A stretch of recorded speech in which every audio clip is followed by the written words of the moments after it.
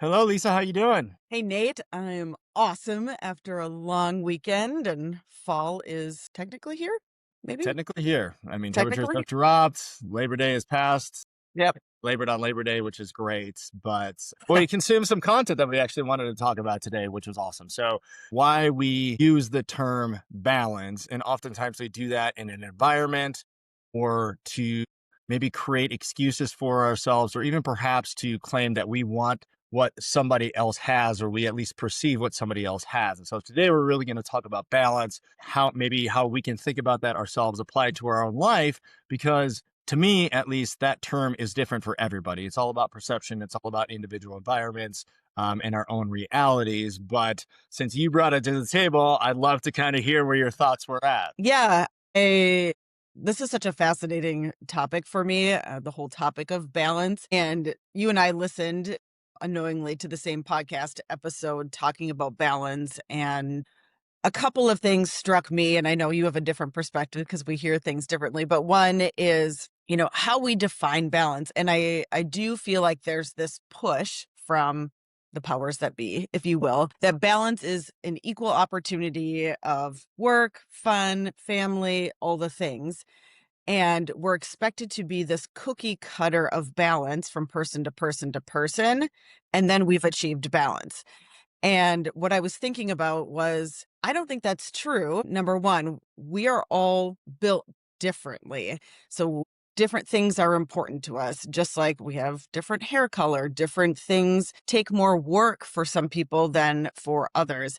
And so to assume or desire or seek balance that is equal to someone else's, I think sets people up to be unsuccessful from the beginning because it does not align with who that individual is and where they want to go. Yeah. And then the second component of that, when we go and seek balance, do we do it in a way that is actually an excuse for us just not wanting to do the work all the time? So I'll give you an example. I have this wonderful friend who has a beautiful life on social media and it looks amazing. She's always hiking, she's got her dog, she's got a friend that comes to visit. And sometimes I'm like, "Oh, that would be wonderful if I could just take time away and travel the world and pick up what I want to." Yeah. And then I go, "But wait, there are other parts of that life that I don't want. Why am I wishing for that in the moment?" And usually it's because I'm avoiding doing something Hmm. or the uncomfortableness in whatever routine that I'm currently working through or Hmm. habit that I'm building is actually increasing. So it's this knee jerk reaction from the voice in my head that says, "No, maybe you don't really want this hard work, to get to this outcome you've said you've wanted. Maybe you just do want to just check out and go travel the world for a little bit." So those were the two things that came to me when I was thinking about balance, which is why do we cookie cutter ourselves or attempt to cookie cutter ourselves? And then where are we using the term balance as an excuse because it is easier than what's in front of us? Yeah. Yeah. I have so much to say. I'm sure. So I was just saying that this is probably going to have to be like a 4 or 5 parter. Starting out, I think this is why two things. One, this is why social media is detrimental, I think, to society overall, because it creates this false facade of how people live their lives. And I'm going to unpack that in a second. But the other thing that is really important to keep in mind is this is why goals are really important, because balance is an extremely broad term that nobody can define, right? And it just happens to be one that people throw around. And I think you are right. I think people use the term "I just need balance" because they are avoiding the work. Not all the time, like sometimes it's necessary, but when you have a goal that you are working towards, at the end of the day, there is no balance. There is no work-life balance. You are moving pieces around a chessboard, not a checkerboard, a chessboard, and they all kind of have to fit together. And if you are not working towards something, this is the foundation of habitual growth. This is actually how you easily get distracted. You just kind of start drifting in the wind, and all of a sudden, you've spent, the podcast we were listening to as a new one today, what he talks about is basically like it's September. It's September 2nd right now. And if you've spent basically 8 months of the year and you're not working towards a goal, guess what? You're just kind of doing things. And so it's extremely important why, like, this is the epitome of like why goals are so important, because it keeps you grounded, it keeps you focused on the direction that you're going, because everything sounds really nice. The grass is always greener, right? And if you aren't hyper focused on what you are trying to accomplish with your goals, you are just going to end up basically spinning and doing nothing. And so I just want to throw that out there up front of the conversation, because Yes. to me, when you are anchored and when you have a goal, you can always bring yourself back. And like you just did, you just simply said, well, it sounds really nice and I wish I could do that. And one of the thoughts actually that was I had this morning, so I'm married and I have 3 little kids, 7 and under. So it's not like they can help a lot with the house. And yesterday on the holiday, they were all gone. So it was just me and I was at home and I was working. And I was going around the house and I'm like, wow, this is like really easy for me to clean up. It was only a couple of dishes and it's like this. And I always think about the things that we hear on social media, right? Like, get that work life balance, spend all your time. This is your morning routine. And I'm like, I have 3 little kids. Yeah, Like, not when the happening. family comes home, I'm doing 5 times the amount of dishes, right? Like, 5 times the amount of shoes putting away, 5 times the amount of laundry. And I just share that from an easy perspective of like, that's very different than, I don't know your friend, but maybe your friend is single with her dog, right? And so she can go For sure. hike. And that's Yeah. and that's like one of the pieces. So we have these broad identities of things that define us, and it's never apples to apples. It's always our own journey. There's always things that we individually are working on.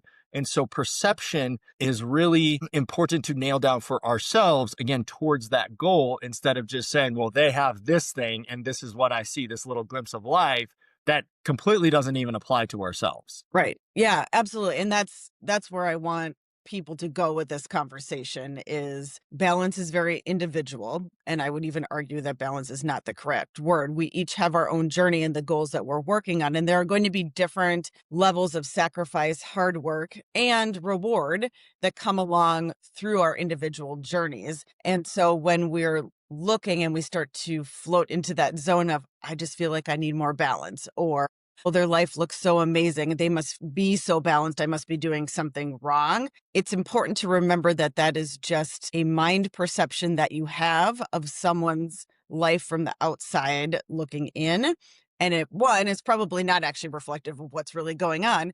But two, could you put that life and what you've perceived it to be into your own and still achieve what you've said you wanted to achieve? And I would bet 99.9% of the time, the answer is no. Yeah, 100%. And as you were kind of sharing there, one of the things that was rolling through my mind was like, this is actually why habitual growth is so important, right? It's the essential actions which are non-negotiables, right? And it's important for listeners to understand and be aware, where are you actually making an excuse to say I can't do something because I want balance, Mhm. versus I don't want to stay up late but I'm going to force myself to do it because this thing is important for me to go achieve my goal or develop a skill set or build my network or whatever else it is. And so again, just this is why goals are so important, to really anchor us, but also to have the perspective of like, it's a journey, right? Yes. Sunday night when I got home at, I want to say probably like 9:30. By the time I even started work, it was 10 p.m. Got to about 11 and I just was like, I had about 3 or 4 more things I wanted to get done, but I just could feel my body saying like, hey, guess what?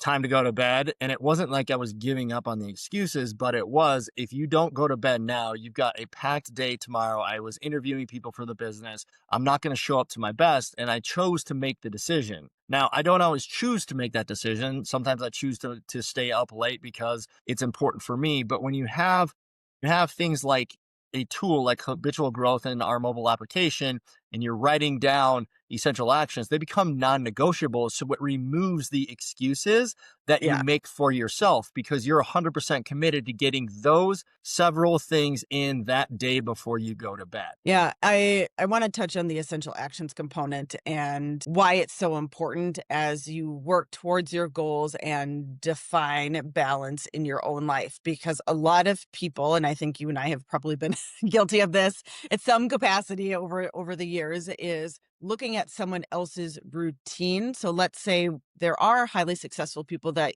we look up to and other people look up to, and that those are great role models and they've done a lot of the journey, and you can mirror many of the steps or behaviors that those people have to help understand how to move you to the next level. That being said, their exact journey or their exact routine and habits may not actually be the best fit for you as an individual. And that's why when we created the essential actions list, it's a personal actions list that gets you towards your goal. So, for example, you and I are different. We need different levels of sleep. So, even though we are both trying to grow the business to the fullest extent and we have goals built around where we want to get to, I'm going to be over here sleeping 8 or 9 hours a night. And maybe for you, 5 or 6 is fine.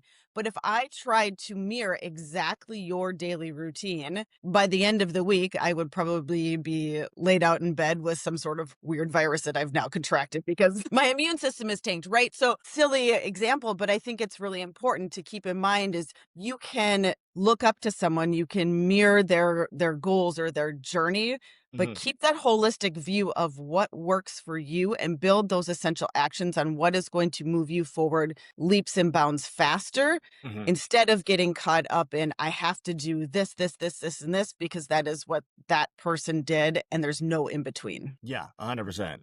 Well, first, I'm not gonna stop texting you at 2 a.m., so deal with that and answer me in the morning, after you're well rested. But, I think it's important also to just really highlight, yes, it is a personal journey. We've covered that piece, but I think the struggle for a lot of people is the start, right?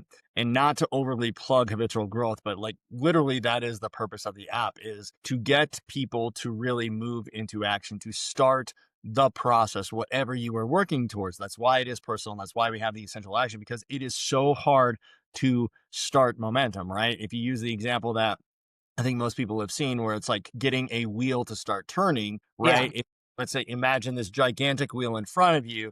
You push from different angles. It doesn't really move because it's so heavy. You finally start to rock it a little bit. You get some momentum going. And then all of a sudden you get it to start to turn.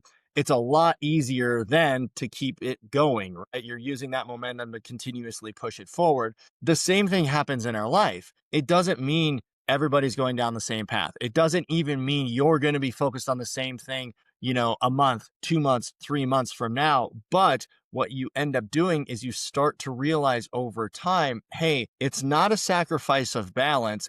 I'm focusing over here first so that I can then move my attention to a different part of my life later on.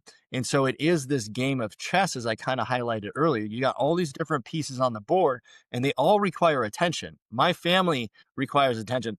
My 3 kids require different levels of attention just based off of their age, just based Yes. off of their personalities. I've got my wife in there. I've got 2 dogs. I've got extended families. We've got businesses and everybody has that in their own lives, right? And those are the pieces. You're not dropping them, but you are saying, okay, maybe Lisa needs a little bit more attention over here, or maybe Sayla needs a little bit more attention over here for this week. So you can build that momentum, get that going, and then all of a sudden you can shift and move as you go. And that's kind of how I view moment or not momentum, but balance is really what are the pieces? Where do I need to focus? How do I remove bottlenecks almost to keep everything moving at the same time, trying to work a little bit more effectively and creating an impact as much as I can. Yeah. And I think blanket statement, but I think it holds true in a number of situations that people begin to question their balance in times when they have lost that intentional growth or control over foundational things that they know that they should do.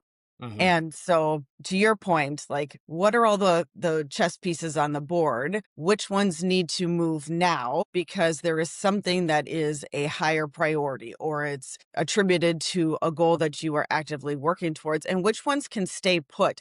And when you do that mind exercise on a daily basis and start to figure out what needs to move when, then that feeling of okay, I'm coming back into balance for people comes, but it's really, I've done the things that I need to do, which are important to me and where I'm trying to go. That sense of control over those things is what actually ends up people calling, they end up calling that balance in their life. yeah. Yeah, so, I think takeaways for today, 1, there really is no such thing as balance, right? It's Yeah. juggling life, and everybody goes through life. And 2, be aware of what you are taking away from somebody else when you're only catching small glimpses of their life, because there's so much more going on behind the scenes that you don't get visibility to, whether that's social media, whether that's maybe you're just meeting that person once a week or every 2 weeks or whatever. You only get very small glimpses. And then three, we all have different personalities, identities that don't define us, right? And just like everything else, all the players, the pieces on the chessboard, those need attention too. Some days you may need more rest, some days you may need a little bit of exercise, but you don't let excuses getting in the way of actually going out and accomplishing what you have set out to do. It's important to have a goal, but it's also important to make sure that you're not getting distracted, you're not letting yourself off the hook. Yes. You are being aware, but you are still challenging yourself to make sure that you are pursuing what is important to you and what you've set out to achieve. Yeah, absolutely. Final takeaway, don't use balance as an excuse.